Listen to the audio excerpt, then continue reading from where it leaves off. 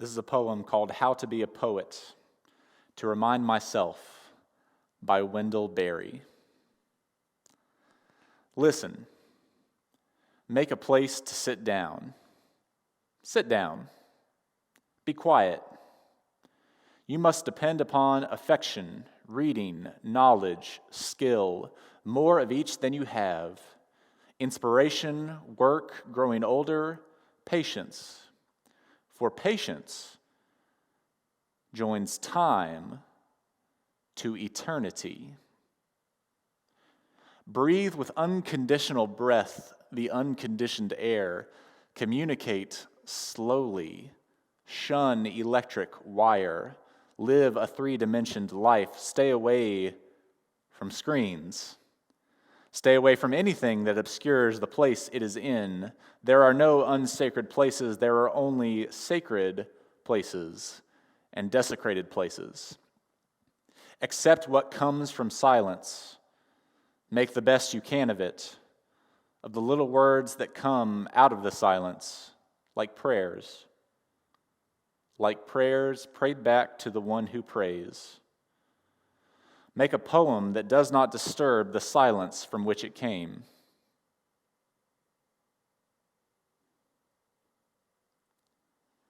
If this were a regular year, it would be time for the NBA playoffs. The National Basketball Association would be entering the final leg of their season, and I would be watching basketball almost every night.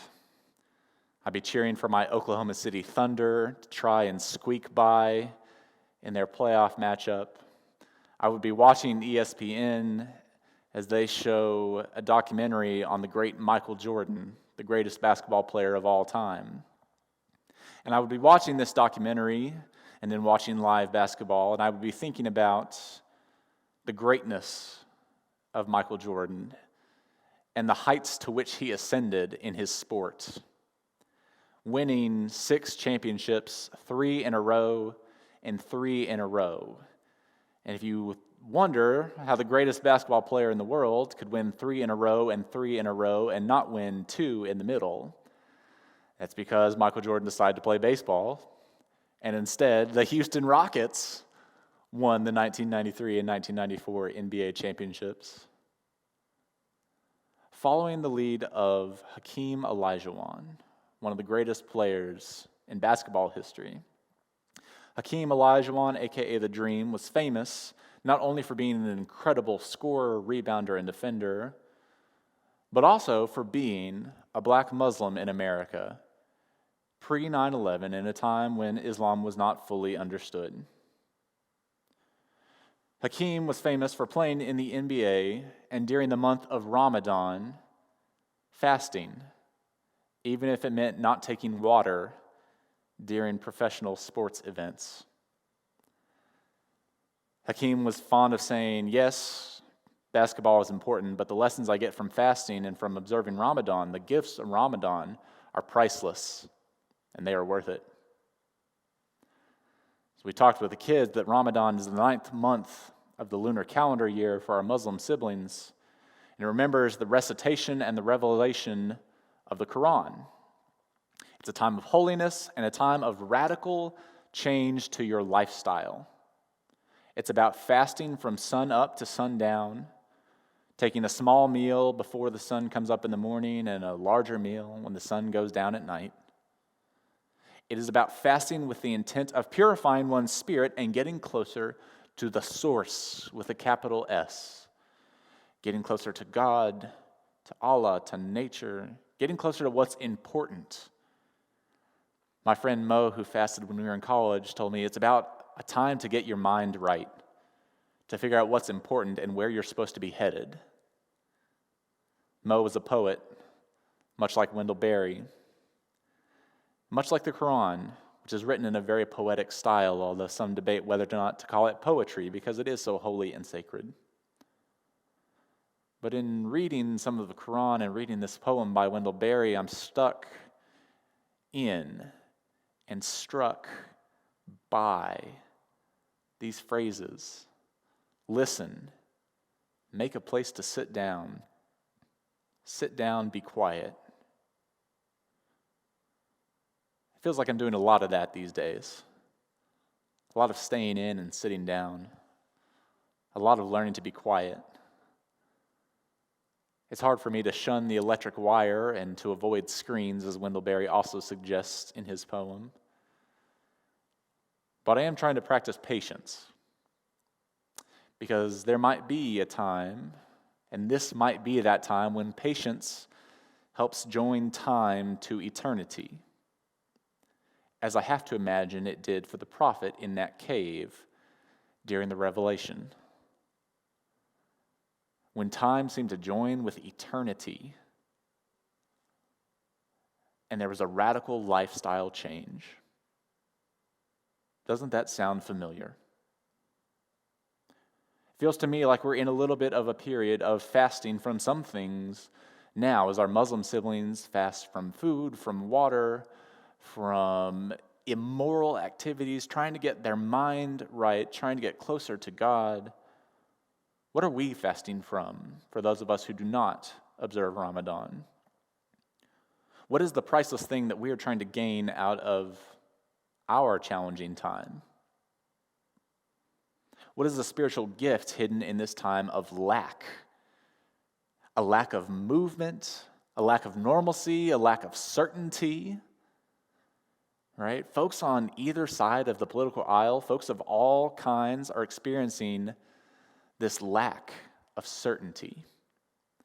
Writer Ashley C. Ford says that we are watching people go through the withdrawal from the emotional addiction to the myth of certainty.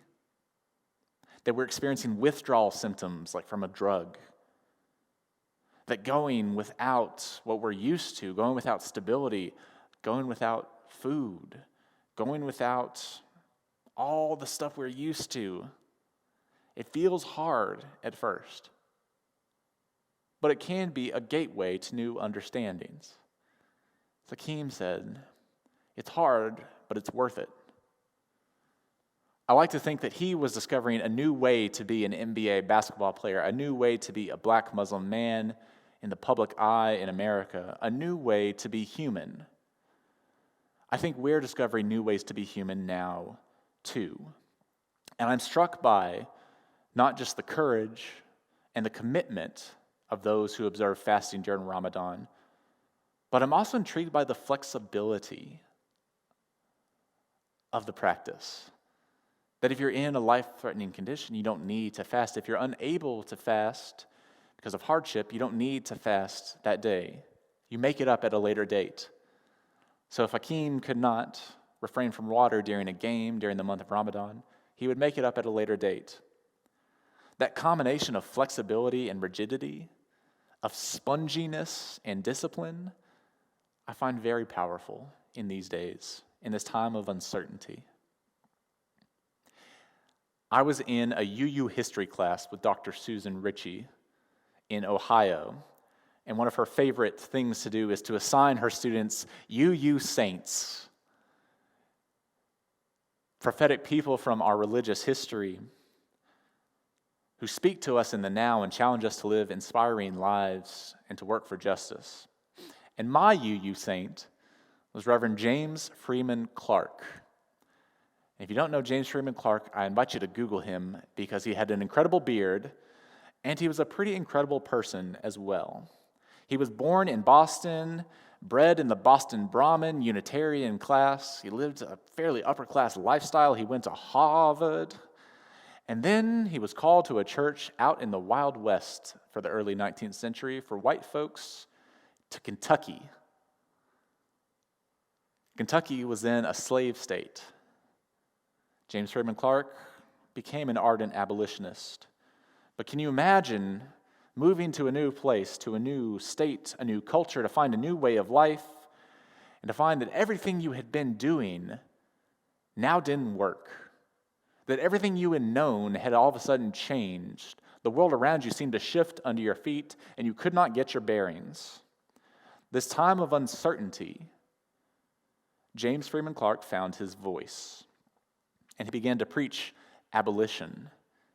And he began to preach what the papers called mild theology, which is a code word for progressive theology in a very non-progressive place in the world. He preached abolition. He joined the Transcendental Club. He valued the holy in nature. And when he would preach these things, people would get up and walk out of his sermons. And if you can imagine what Kentucky must have been like in those days, it was a dangerous profession to be in. But James Freeman Clarke did not carry a pistol with him into the pulpit, as one of our other UU saints, Theodore Parker, was fond of doing. Instead, he offered up his own soul, what the papers called the soul of a poet, and preached the good news to his people with conviction and promise in ways that made sense to them, using their language. He couldn't do the old Boston Brahmin thing. So he would order magazines in for his church in Kentucky, and he would preach abolition, and he would preach justice and love. And he would take parts of the articles from Boston and share them with his people, not to try and force them to believe the dogma, but to try and earn their love and their trust, try and show them in their own language how to move forward, how to find a new way to be human. So he didn't just take the dogma and rigidly force it on people, even though that's what he had been trained to do. He learned to be adaptable, to be flexible. He learned to speak to people in their own language. James Freeman Clarke teaches me that new way to be human, not just as a preacher or a justice seeker, but as a person. To have a flexible or spongy faith, and also a spongy sense of certainty. When things are not working, you find ways to adapt. You don't keep doing things just because that's how they've always been done. This theology of uncertainty in these times, I think, is key to being human. That we've been addicted to the myth of certainty for those of us who've had privileges, and then we find that the world is not always how we want it to be. As our Muslim siblings are observing Ramadan this month, moving into a space of lack and uncertainty in order to get their mind right, to find what's really important, how might we embrace this practice of fasting? Fasting from over-anxiousness, fasting from greed, suspicion, fear, and hatred. How might we get closer to the source and know that getting closer to the source may mean being less certain of things? That's okay. Because sometimes giving up things leads you to greater understandings, to new doorways, new pathways. So may we be in the moment, in this space, one day at a time, neither certain nor fully uncertain, but always hoping that for as long as it takes, may we find stillness in this silence. As the prophet received words from his silence, prayers prayed back to the one who prays. As Wendell Berry's poem teaches us, may we find periods in this stillness to sit and listen to the new things that are being said, to the new words that might draw us closer to holiness. Help us to get our mind right, to learn what is most important. May our patience